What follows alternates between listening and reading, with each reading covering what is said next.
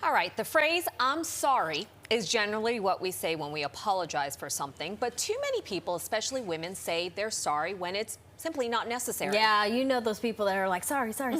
And that habit could have a negative impact on your image and your self-esteem. So Lisa Sun is the author of the book Gravitas, 8 Strengths That Redefine Confidence. And she joins us now with the tips to stop saying, I'm sorry.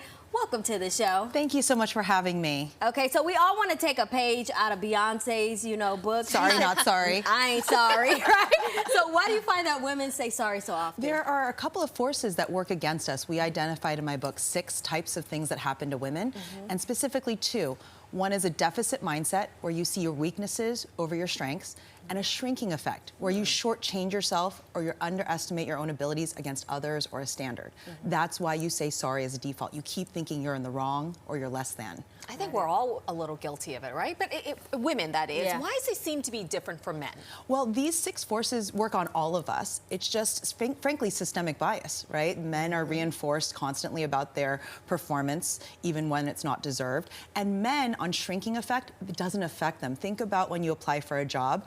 Women will only apply if they're 100% qualified. Men will say, pretty good enough, 60% qualified, let me throw my hat in the ring. So they're not as prone to a deficit mindset or a shrinking effect. Okay, talk about when you're constantly apologizing, does that affect how other people view you? It diminishes your power, how you're perceived, and frankly, it's a negative self-talk.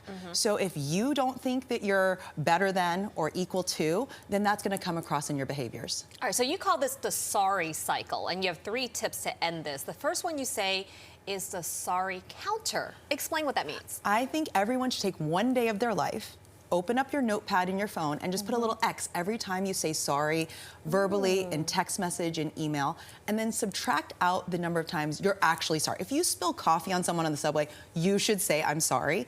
But if it's just a default, like, sorry I took up all of your time, or write it down. I counted it once, 38 times in one day. Wow. And I also don't like how the phrase, you're internalizing it, I am. So you're speaking that over yourself. So what are some other words that we can say instead of I'm sorry? The easiest one is thank you. As opposed to sorry I took up all of your time, thank you for your time. Sorry I'm late, thank you for waiting for me.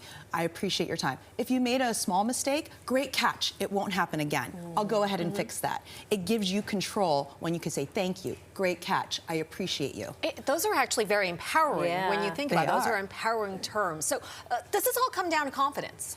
Really it does, and that's why I wrote the book. You can actually take a quiz at myconfidencelanguage.com and discover your superpowers. If you know your strengths, you don't focus on what's missing or your weaknesses. And I think when you stand in your own power, you walk through every day unapologetically. Okay, so we know that some mothers may just pass this down to their daughters or notice that they're doing it. What advice would you have for them? You know what? We emulate the people around us. I dedicated my book to my mom. And I had a mother-daughter pairing write me a message saying that they took a Saturday, and every time mom said, I'm sorry, she had to give the daughter $1. And every time the daughter, but every time the daughter said, I'm sorry, she had to give the mom the $1 back. And they just kept passing $1 back and forth. They made it into a fun thing. And then on Sunday, they replaced it with thank you. And they started laughing and smiling. A great example is she was sick home, and she said, sorry, Mom, you had to miss work for me. She goes, no, no. Thank you. Thank you for taking care of me. That's a good exercise, right? All right, if a friend apologizes to us when it's not needed, should we bring it to light and basically call them out on it? Absolutely. I catch people all the time. After I've given a speech about stop saying sorry, people will come and say, sorry, can I get a minute? I'm like, what did you just say? Thank you. Can I get you to sign my book? Or thank you, can I have a minute of your time? So I absolutely catch people. I catch strangers.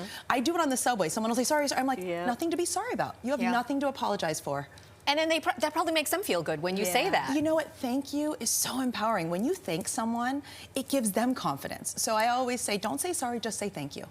All right. Well, Lisa, thank you so much for being here. My privilege and honor. Thank you for everything you do. And sharing your tips. So for more information or to purchase Lisa's book, Gravitas, you can follow her on Instagram. The information is right there on your screen.